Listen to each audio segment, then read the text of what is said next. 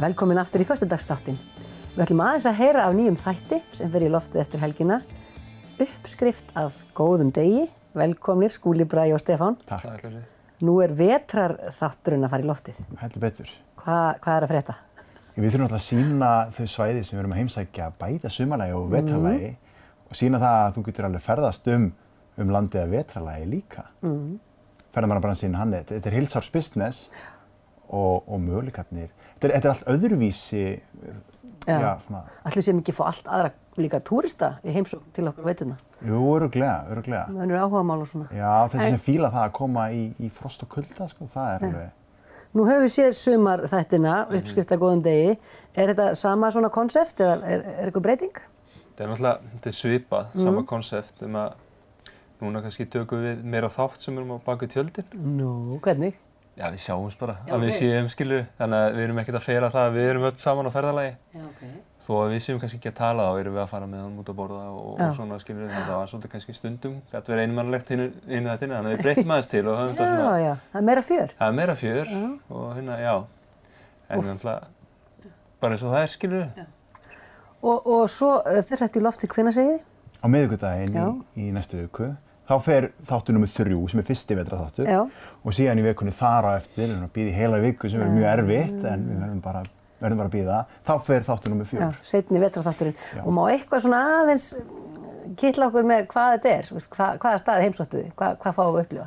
Þetta er sama svæðið og í fyrstu þáttunum. Þetta er Norrland eystra aftur og við skiptum þessu upp í Eyjafjörðinn, annars vegar og síðan, fyrir utan Eyjafjörðinn, alveg bara Mývatnssveitin og út að Þórshöfn.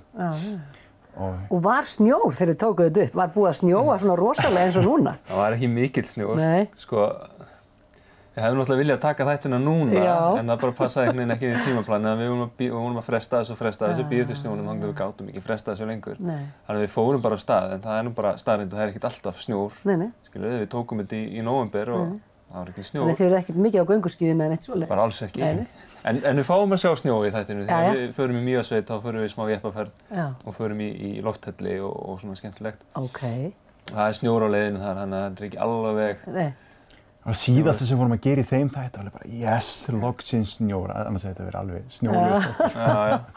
En þetta hefði náttúrulega verið ævintýralegt að ná þessu snjómagni sem er núna. Já. Við stefnum náttúrulega á að taka fleiri þætti í þetta og vonandi getum við bara farið strax eftir áramót og taka fleiri þætti.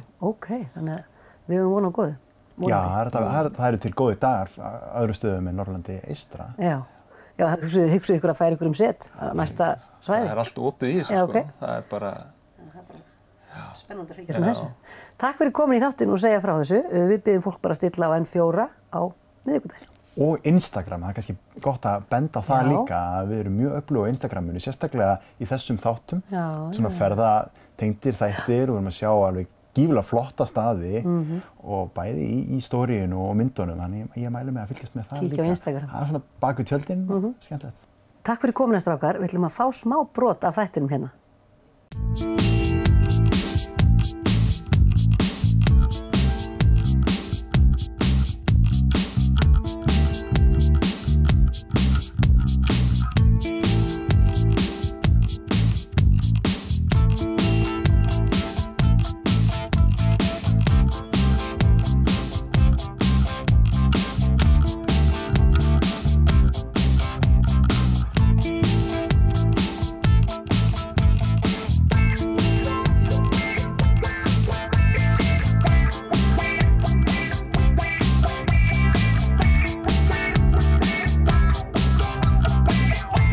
Það voru komin á Þórshöfn, veðrið ekkert sérstaklega frábært. Það er rigning og pínu kalt en við þurfum ekkert að láta það skemma neitt fyrir okkur. Það verður góður dagur í dag.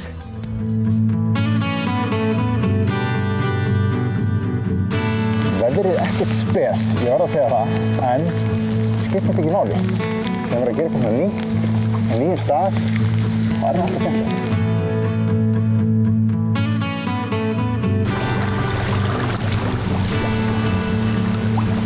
Þetta er ekki eins og að fara í sund. Þetta er eitthvað allt annað, eitthvað alveg einstakt. Haltu fast í spottann og förum bara varlega. Hér snýst allt að fara varlega. Ég mun bíða þarna hinum megin við og styðja við ykkur svo þið rekið ykkur ekki í grillfjöldin sem þar eru í loftinu. Og þá haldið þið áfram meðfram veggnum hægra megin.